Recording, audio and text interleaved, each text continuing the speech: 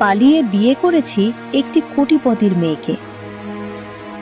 বিয়ের 2টি বছর পার হয়ে গেল, সে কখনো একজোড়া চুড়ি আবদার করেনি আমার থেকে। এই 2 বছরে ওর বাবা মা অনেক চেষ্টা করেছে নিয়ে যাওয়ার জন্যে, কিন্তু সে আমাকে ছেড়ে যায়নি। বরং বাবা মাকে বলেছে মৃত্যুর আগ পর্যন্ত হাসিবের হাত ছাড়ব না।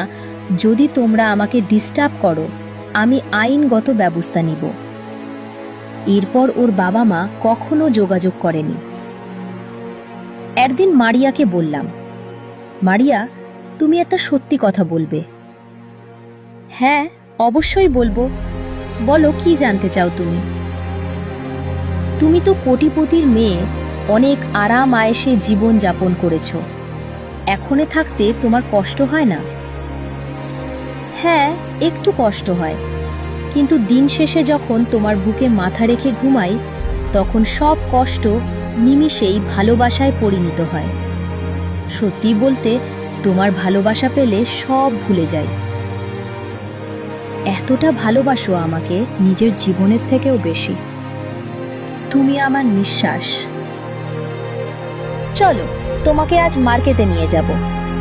ইদানিং দেখতেছি ছেঁড়া পোশাক পরতেছ। তুমি টাকা কোথায় পেলে সেইটা আগে বলো। একটু একটু করে জমিয়েছি তোমাকে কিছু উপহার দিব বলে। পাগল একটা। হ্যাঁ, তোমার পাগল। এখন তুমি রেডি হও, মার্কেটে যাব।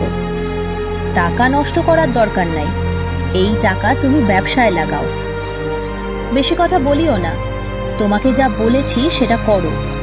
আমার বউকে আমি এভাবে দেখতে পারবো না। ঠিক আছে বাবা, ঠিক আছে, আমি রেডি হচ্ছি, একটু অপেক্ষা করো। এই তো লক্ষ্মী বউটা আমার। যা দুষ্টু কোথাকার, সব সময় শুধু দুষ্টুমি করে। কথাটি বলেই মারিয়া চলে যায়। সত্যি ভালোবাসলে এভাবে ভালোবাসুন। হাজারো সমস্যা মাঝেও প্রিয় মানুষটির সঙ্গে থাকুন। আমাদের ভিডিওগুলো ভালো লাগলে অবশ্যই ভিডিওটিতে লাইক করে পেজটিকে ফলো করে আমাদের পাশেই থাকুন।